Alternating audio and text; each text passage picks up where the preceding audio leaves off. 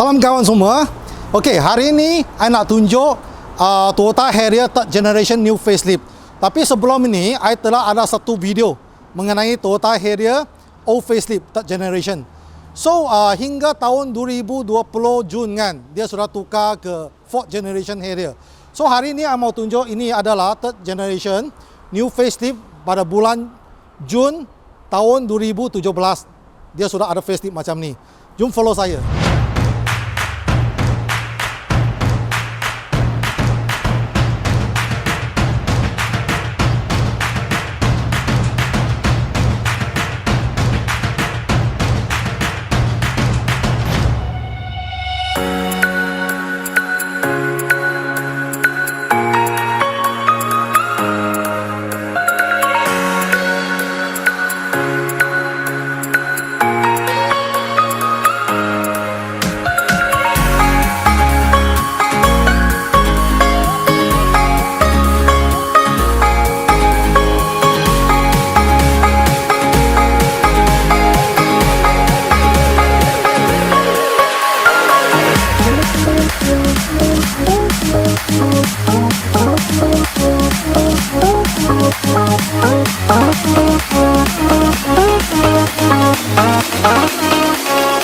Okey, sebelum saya bermula review kan, saya nak kasih tahu juga, sebelum ni facelift lama kan, Harrier ni dia ada 4 model. Satu Grand Model, Elegant, Premium and Advanced Premium. 4 model. So, yang sudah facelift baru ni, dia tinggal 3 model saja. Grand Model dia sudah remove. Okey. So, apa itu Grand Model? Itu low spec punya model adalah dia rim besi dan dia punya power seat tak ada dekat driver side. Tapi sekarang paling basic pun sudah Elegant, means dia mesti ada rim besi dengan power seat. Jom follow saya pergi tengok. Okey, untuk facelift Harrier baru ni dia datang ada dua, ada satu turbo, ada satu tanpa turbo. So macam mana kita nak tahu? Tengok chassis number sini. Dia ada tulis sini start from ZSU adalah tanpa turbo. Kalau dia start from ASU 60 itu adalah ada turbo.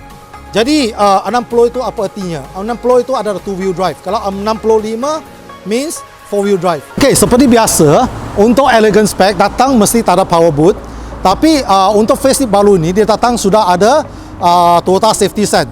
Means dia ada pre-crash dan ada cruise control. You boleh nampak tak dia punya depan sini? Dia punya design lain sikit, logo dekat dalam kaca ya. Jadi dia ada pre-crash dan ada cruise control. Mari kita pergi tengok belakang dia. Okey, sekarang kita tengok belakang dia. Dia tak ada reverse camera. Dan untuk Elegant spec mesti tak ada power boot. Tak ada power boot dan boot space dia nampak macam ni. Boot space dia untuk Harrier ni adalah 440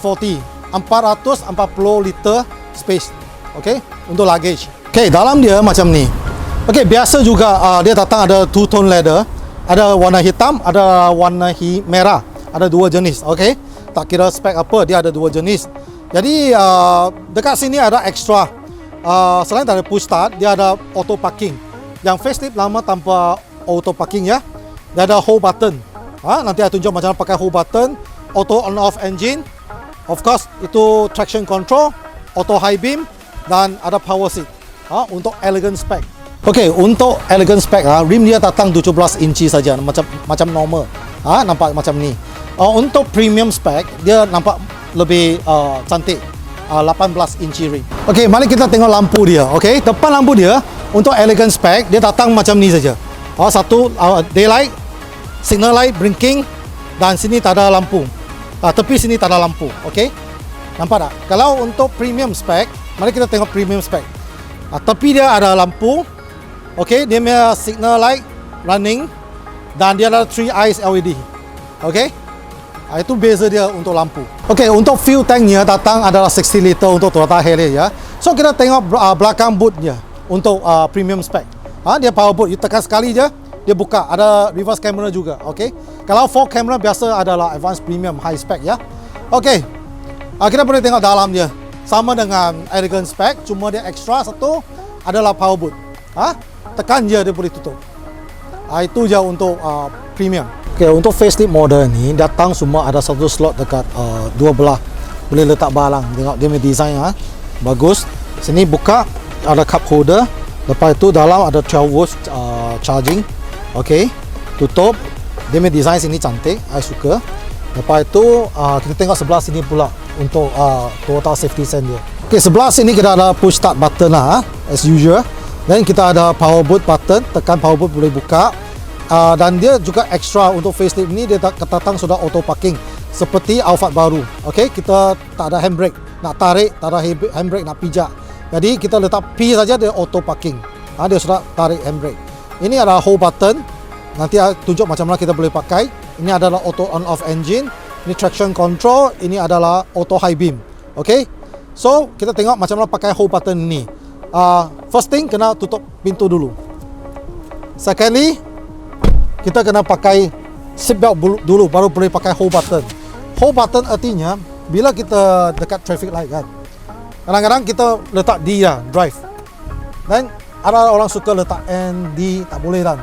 Ini CVT gear, dia senang rosak. Okay, so apa kita buat dekat traffic light, kita tak mau letak N, kita boleh tekan hold button. Tekan sekali je, dekat meter board sana ada appear hold. Hold means dia tengah hold. Lepas itu brake pun dalam gear D dia tak jalan, dia hold. Bila you nak jalan, you tekan minyak je. You tak payah tekan hold button sekali lagi.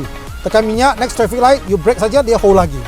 Sampai rumah, you off engine, you start engine, dia akan reset. Kalau you nak pakai fungsi ini, you kena tekan sekali lagi hold button. Dan jangan lupa pakai seatbelt dan tutup pintu. Okay, abang repeat sekali lagi. Facelift lama dulu kan, kita ada 4 model. Grand model, elegant, premium, advanced premium. Sekarang grand model sudah tak ada. Jadi tinggal 3 model untuk facelift baru ni. Jadi kita ada elegant, premium dan advanced premium. Kita bukan panggil advanced premium lagi, kita panggil progress. Progress. So ini 3 model juga datang ada 2 jenis. Satu adalah metal, means elegant metal, premium metal, atau progress metal, means dia half leather. Dia half leather, satu power seat tanpa memory seat. Okay, kalau you pilih leather package, dia ada leather package untuk premium dengan progress. Okay, ini 2 model, you boleh pilih leather package. When come for leather package kan, dia mesti full leather.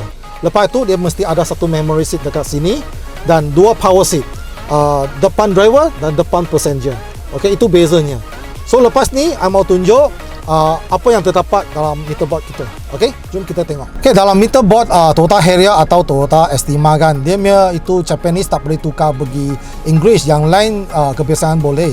Macam Alphard ke Toyota Voxy pun boleh tukar. Tapi heran mengapa Toyota Harrier atau dengan Toyota Estima tak boleh. So kita tengok Japanese sajalah. Kalau you nak translate, you boleh pakai Google Translate. You boleh download itu apps Google Translate, pakai you punya handphone. I ada satu video yang ajar macam mana tukar language from English to from Japanese to English. Okay, dari sana you boleh tengok macam mana I pakai itu apps convert itu Japanese to English. Senang je. You download itu apps Google Translate, lepas itu you punya handphone you set Japanese to English, you pakai kamera, you letak sini depan je. Dia punya kamera akan tengok ini perkataan semua, tukar ke English. So easy for you. Okay, there's one tips for you. So kita tengok lagi apa yang ada tunjuk sini. Okay, ini kompas tak boleh pakai dekat Harrier tadi. Saya ada buat satu video dekat Alphard 20 sudah ada kompas. Okay, kita tengok lagi music, lane centering, ini message. Yang penting ini setting. Okay, kita tengok apa yang ada dekat setting. Ini semua kereta facelift ni datang sudah ada Toyota Safety Sense P. Toyota Safety Sense P. Okay, yang dulu punya old facelift tak semesti ada, itu optional. Okay, so ini mesti ada lane departure alert. Lane departure bukan lane centering lah, dia bukan lane keeping, dia hanya signal you you sudah keluar itu lane. Okay, ini LDA, lane departure assist. Dia ada pre-crash system. Okay, of course dia ada ni power boot setting. So jangan pergi kacau ya. Once you sudah set nanti you susah. Sekarang sudah on kan, jangan off kan. You off power boot tak ada. You ingat power boot losa tak ada. Ini kereta setting. Okay, start stop setting lah. Tak ada apa-apa punya. Okay, ini eco setting. Kalau nak faham boleh pakai Google Translate. Itu je info untuk meter. Okay, last mau kasih sikit spek mengenai kereta facelift Harrier ni. Okay, dia datang ada 7 airbag. So dia engine dia adalah 2.0 turbo lah. Untuk unit ni adalah turbo ASU Kalau ZSU tanpa turbo. So dia turbo 2.0 turbo engine. So untuk turbo engine dia datang mesti ada 231 horsepower. And then 0 to 100 is about 7.3 second. Okay, 7.3 second. Fuel tank dia of course 60 liter. Fuel consumption dia agak 1 liter bagi 13 km. Okay, so itu saja untuk hari ini. Kalau ada soalan boleh komen dekat bawah. So untuk sesiapa yang pertama tengok video saya, bolehlah subscribe kepada YouTube channel saya. Dan untuk sesiapa yang berminat nak beri kereta recon dengan saya, boleh hubungi saya. Nombor phone saya adalah 012-789-7711. Dan follow saya untuk video yang seterusnya. Jumpa lagi. Bye.